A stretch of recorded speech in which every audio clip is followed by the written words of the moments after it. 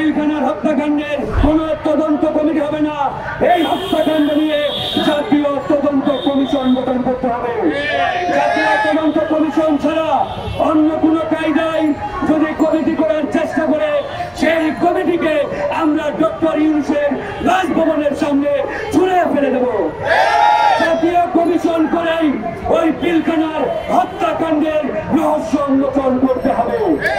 প্রত্যেকেই বেঈমান, এরা জনগণের সাথে প্রতারণা করেছে, বেঈমানি করেছে, মুনাফিকি করেছে। আমরা সবাই নির্বাচন বর্জন করলাম, আর এই মুনাফিকের দল তারা হাসিনার আচল ধরে এই নির্বাচনগুলোতে অংশগ্রহণ করেছে।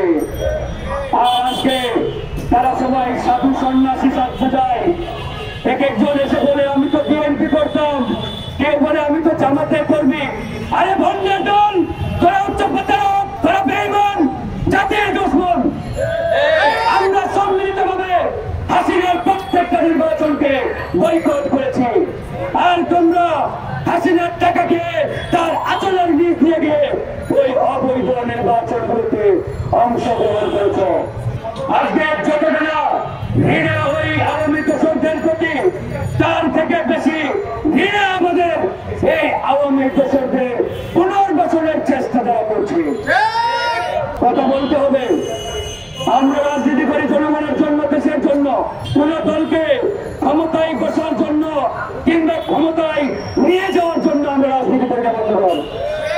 ইতিমধ্যে সোশ্যাল মিডিয়ায় মির্জা ফখরুল ইসলাম আলমগীর সাহেবের স্বাক্ষরিত একটা চিঠি বেরিয়েছে। সেই চিঠিতে আলমগীর সাহেব বলেছেন, এই নির্বাচনগুলোতে যারা বিএনপির সমর্থক ছিল এবং নির্বাচিত হয়েছে তাদেরকে যাতে পুনর্বহাল করা হয়। আমরা বিএনপিকে বলতে চাই, এই চিঠির সত্যতা কি? যদি এটি বিএনপির মহাসচিব স্বাক্ষর না করে থাকে, তাহলে আজকের মধ্যে যাতে বিএনপি এই বিষয়টি পরিষ্কার করে। অন্যথায় আমরা মুখ খুলতে বাধ্য হব।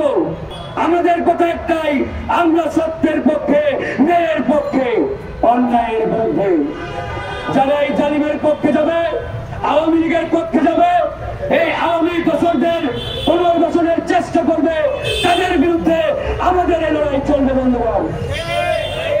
আজকে তারা বিএনপি বলে জামাতের পরিচয় দেয়, বিএনপির পরিচয় দেয়।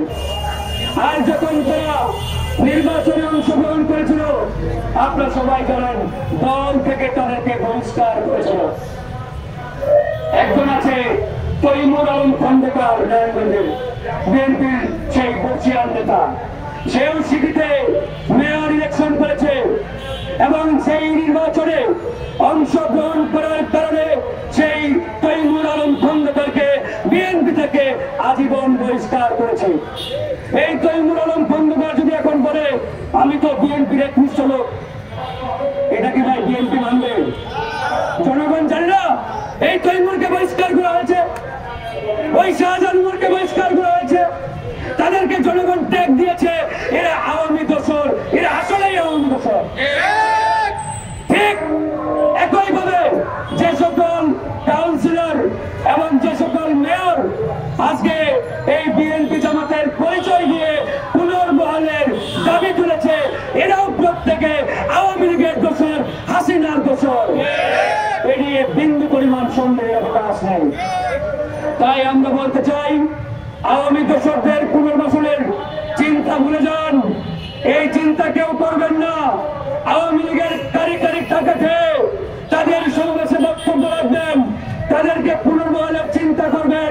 কারো পিঠের চামড়া ঠিক রাখবো না আমরা, একবার এই পিঠের চামড়া তুলে নেব। এই আওয়ামী দোষররা আমার ভাইয়ের বুকে গুলি চালিয়েছে, আমার বোনের বুকে গুলি চালিয়েছে, 2000 ছাত্র জনতাকে শহীদ করেছে।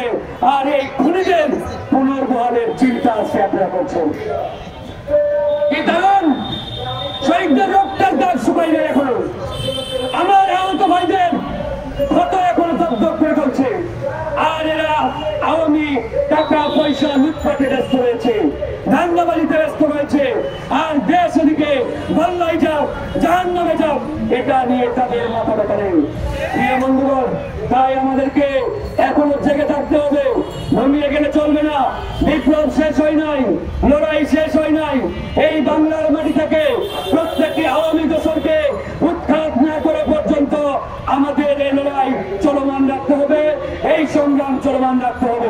বিগত দুটা বড় ধরনের প্রোগ্রাম হয়েছে, একটি ঢাকার ইঞ্জিনিয়ার্স ইনস্টিটিউশনে আর একটি প্রেস ক্লাবের হলরুমে। এই দুই প্রোগ্রামে যে সকল রাজনৈতিক নেতা উপস্থিত হয়ে বক্তব্য রেখেছেন, ওই আওয়ামী মেয়রদের পুনর্বহালের কথা বলেছেন, এদের প্রত্যেককে জনগণের সামনে আমরা জবাবদিহি করতে চাই এবং জবাবদিহি করতে বাধ্য করব। প্রথম প্রোগ্রামে প্রধান অতিথি ছিলেন তথাকথিত এক নেতা। সেই নেতা সেখানে গিয়ে এই মেয়র কাউন্সিলরদের পক্ষে এমন ভাবে বক্তব্য দিয়েছেন, এরা নাকি বৈধ জনপ্রতিনিধি।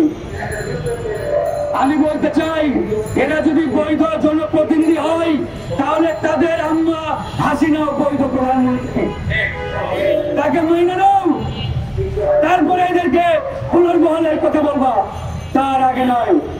তাই বন্ধুগণ, আমাদেরকে সতর্ক সজাগ থাকতে হবে। একবারেই এই লড়াই শেষ না হওয়া পর্যন্ত রাজপথ এক বিন্দু পরিমাণ এক সেকেন্ডের জন্য ছাড়া যাবে না। তাই আমাদের এই লড়াই চলছে, এই লড়াই চলবে। আরেকটি ইতিমধ্যেই আমরা আন্দোলন শুরু করেছি, বিডিআর এর হত্যাকাণ্ড। এই বিডিআর এর হত্যাকাণ্ড নিয়ে ইতিমধ্যে এই সরকার টালবাহানা শুরু করেছে। আমরা জেনেছি ভারতীয় চাপে, ভারতীয় পরিকল্পনায় এই পিলখানার হত্যাকাণ্ডের সুষ্ঠু তদন্তের মাধ্যমে যাতে রহস্য উন্মোচিত না হয়, এই জন্য তারা তড়িঘড়ি করে একটি তদন্ত কমিটি করার চেষ্টা করছে। আর আমরা বলেছি, এই হত্যাকাণ্ড নিয়ে কোন তদন্ত কমিটি হবে না, এই হত্যাকাণ্ড নিয়ে জাতীয় তদন্ত কমিশন গঠন করতে হবে। জাতীয় তদন্ত কমিশন ছাড়া অন্য কোন কায়দায় যদি কমিটি করার চেষ্টা করে, সেই কমিটিকে আমরা ডক্টর ইউনূসের রাজভবনের সামনে ছুঁড়ে ফেলে দেব। জাতীয় কমিশন করেই ওই পিলখানার হত্যাকাণ্ডের রহস্য উন্মোচন করতে হবে। আর আমাদের এই যে বিজিবির নাম পরিবর্তন করে, বিডিআর এর নাম পরিবর্তন করে বিজিবি রাখা হয়েছে, এই বিজিবিকে আবারও পরিবর্তন করে বিডিআর এর রূপান্তর করতে হবে। আমরা বিডিআর চাই, আমরা বিজিবি চাই না। এই বিজিবি হলো ভারতের দেওয়া নাম, এই ভারতের দেওয়া নাম আমার সীমান্তরক্ষী বাহিনীর সাথে যায় না। তাই আমরা বিজিবি নই, বিডিআর চাই।